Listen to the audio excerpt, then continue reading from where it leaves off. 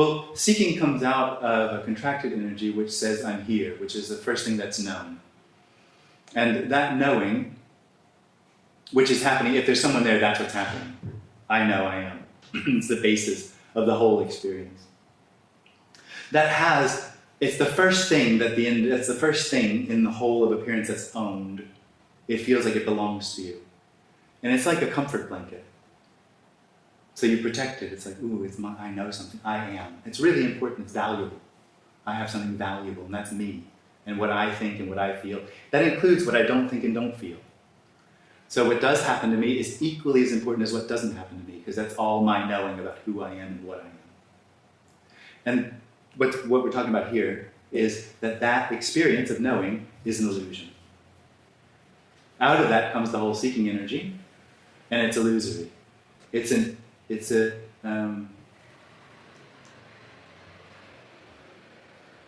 implication that's just not true. And for no reason it arises, and for no reason it falls away. And when it falls away or stops happening, two things. One, it never happened. And two, there's no more seeking. What would you seek? If this is what's longed for, what's there to seek? If there's no separation, where would you seek? Seeking is just trying to find something else. When there's a revelation that there isn't anything else. The individual lives in a very simple, but to itself complicated existence. Complex. So something else for it is hope. What it doesn't know, but it's so easy to show, hope is death. So hope for it is real time. In time, I will find what I'm looking for. In time, I'll be able to add more knowledge and knowing to myself. And in time, I'll become a better person or whatever I'll be able to do through free will and choice. But it doesn't know is real time is death. The biggest problem for it. So it wants what it doesn't want. It loves what it hates. It's all just for itself complex. From outside, it's very simple. Knowing, which is the basis of the experience of separation, is actually the need to know, but is experienced as a positivity. So this message is heard as a negativity, because the message takes away or undermines the knowing as the positivity for the individual for itself.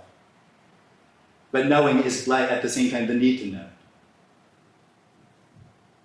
So it's just in a very, very small circle of the individual. Thinking that what it does or what it knows is really important. And that's what it lives in. Not as a choice. And when that stops, there's no seeking. And it's revealed there never was anything to seek. There's never anything lost. There's nothing to find. The whole story is a dream. The whole story that you came early or late and you decided to get up early or late and this happened and that happened. It's all just a dream. It didn't happen to you. It happened, but it's this appearing as the memory of it happening. There's no real time for anything to happen. So there's no real time in the future for anything to happen. So where would you seek? Seeking only happens with the dream of itself. The dream and the dreamer are the same thing. And that's the only place where real time is. It's a dream, real time. So when there's no real time, what's to seek? So intuition, it'll take ownership of that and manipulate it.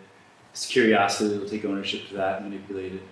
But it seems to me as well, as like you said, that the curiosity isn't a personal happening, that it just arises on its own. So the new iPhone would come out even without an individual. Yeah, but it's interesting that you say that, because it feels like to me that a lot of the high achiever kind of energy and the just inventing, just needing the energy of having something new seems to have a relationship to this never enough seeking energy. But I don't know if that's true. Okay, yeah. So what you're saying is that the me energy just comes in afterwards, basically claiming this happening. But it does energize certain aspects of it. So for the individual, emotions and feelings are troublesome, because what it does is it has a system of belief about what is acceptable, what is unacceptable, what it does and doesn't want to experience. And so it stands into relationship with everything that arises, and emotions and feelings are the closest to it. It can't differentiate, it picks everything up. So to pick up a pile of shit and be just as interested in that as it picks up a pile of gold, it can't differentiate. It can't do it. And so being in relationship, it creates its own hell, in a sense, in that it has to investigate shit as much as it has to investigate gold, because it can't tell the difference. And because it doesn't like this, it'll create another different relationship to it, giving it energy, creating neurotic. So if you have thoughts that aren't acceptable, it will then try to push them away or put them into a category. So it can deal with that, because it's what it's trying to do is be good enough, really, in the end. And it does the same thing with anything else that arises. What are we talking about? I'm clueless. Curiosity. All right. And so it does that with curiosity as well. It'll pick it up. But I don't see why there wouldn't be traveling to Mars. I don't know why Elon Musk wouldn't still create SpaceX. Well, I know, I guess, more people with this kind of high achiever energy than the average person would, and like neuroticism seems to often be paired with that. Yeah, but it could very well be that without that need to know, that energy to control, that freedom to create would even be more. Possibly, yeah. Yeah,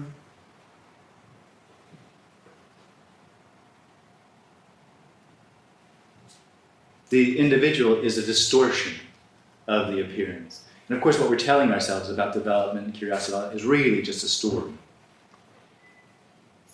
And fair enough, there is no one in the story, but really the message is that this arising is everything, is unspeakably everything.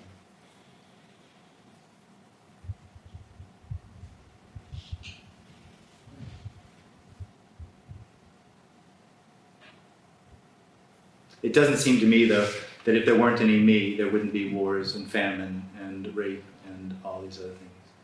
yeah. That doesn't seem to me to come from me. Yeah. Every individual could really be anybody. It's a matter of conditioning and genetics.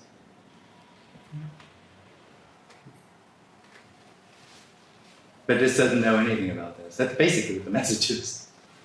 It's not knowing, and it's not knowing. It's completely beyond the ability. It's not understandable. I know it sounds certain, but this doesn't have any certainty. It doesn't even know what it's saying. That doesn't either. That does come across in the meeting, doesn't it? That it's not. This isn't coming from a position of authority, telling you something. It's actually coming from a place more of, you'd say, friendship, reminding that nothing is needed. This has nothing to give it because nothing's needed, but there's nothing needed. And I guess you could say that's certainty because it's obvious that nothing is needed. But there's nothing to hold on to. In one sense, you'd have to say it's the worst message you can hear. It is for the individual, it's the last thing. Well, it can't hear it, but it would be the last thing. It confronts all of its worst fears. That there's no meaning and purpose. There's nothing to hold on to. There's nothing for it. That its whole experience of solidity, its whole experience of knowing is a dream. Has no reality except in and of itself. That's it. And in some ways, it's hard to deny that. That the only knowing, which is the only solidity that experience of the individual, is the individual's knowing. There's nothing outside of it. Because you said the word contracted energy, and I wasn't sure if Okay, yeah. I guess I did talk about energy. A contraction is a contraction in the body. And like I was talking to him, it's really only recognized when it falls away. And there's certain knowing is a contracted energy, the sort of knowing that I'm talking about. And that contracted energy is the Ursprung, the beginning of the experience of separation. It's the contracted energy is a knowing. The first thing that's known is here. So when that falls away, then it's being freed up, or? Yeah, it is. Yeah.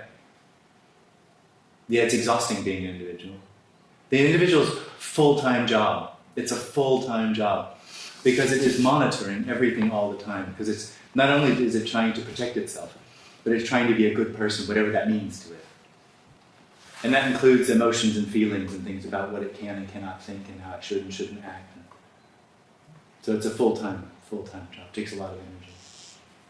What's the state like when it falls away? Well, there isn't one. This is that.